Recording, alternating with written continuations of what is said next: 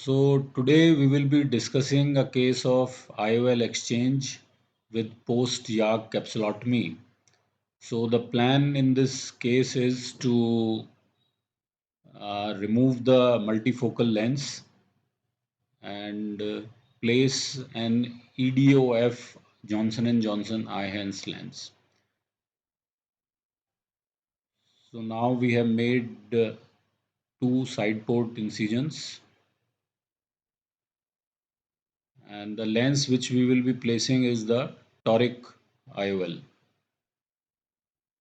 So this is, we have made roughly 2.8 millimeter of main port through which we will be removing the lens and implanting a new EDOF lens. So the plan is to first disengage the lens, and this surgery was being performed roughly 1 year back.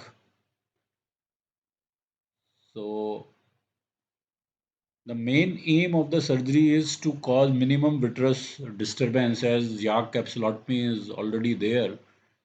So now we are disengaging the lens.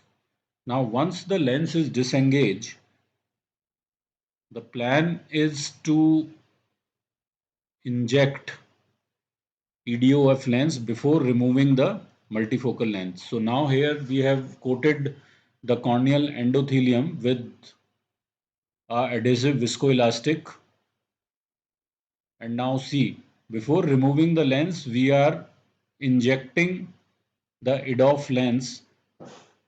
The purpose of this is as to cause minimum vitreous disturbance, because now this would act as a shield or as a protective cover for the vitreous. Otherwise, once we remove the lens, the vitreous has a tendency to prolapse. But now since an IOL is there, so chances of vitreous disturbance are very less. And now we are positioning the multifocal lens to take it out.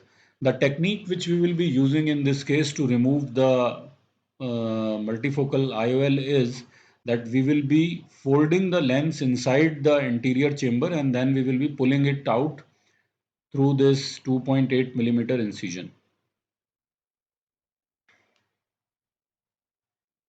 So now we are again injecting viscoelastic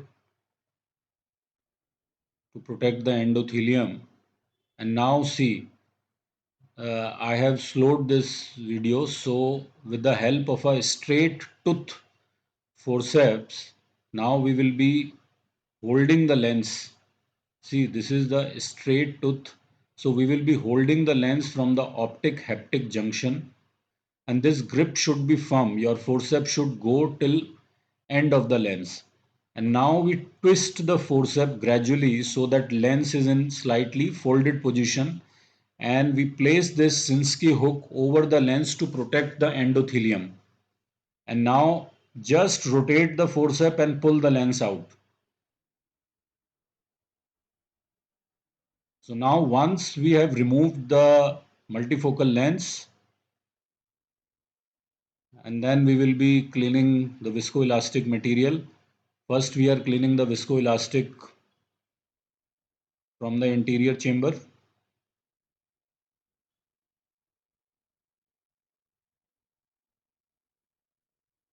So here I am using the cutter, so just in case if there is little bit of vitreous strands, we can remove it with the help of cutter. And now we are removing the whatever viscoelastic has gone through capsulotomy.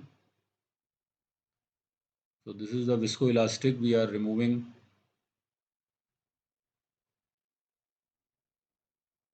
behind the lens.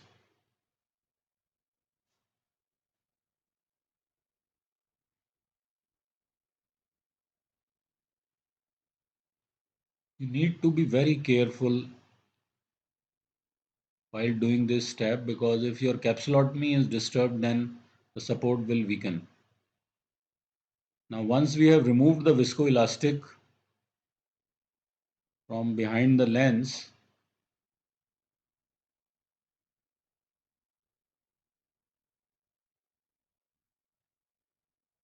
we will be positioning the IOL. Since we are using a toric IOL in this, as cylinder was pretty high, it was roughly around 2.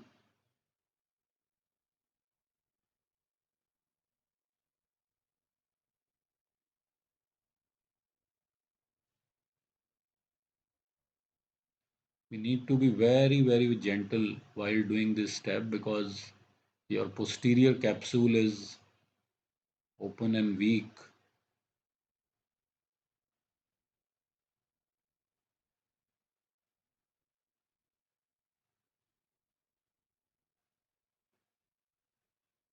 Now we have stabilized the lens in the position. Now as the pupil is slightly small, with the help of Y pusher, I am just checking whether it is in the right position or not. So our toric IOL is in the right position and our surgery is practically now complete. So, and we will hydrate the sections. So this flip technique or folding the IOL inside the interior chamber is only possible with soft lenses like panoptics. If lens is stiff, then it is better that we cut the lens into the two parts and then remove the lens.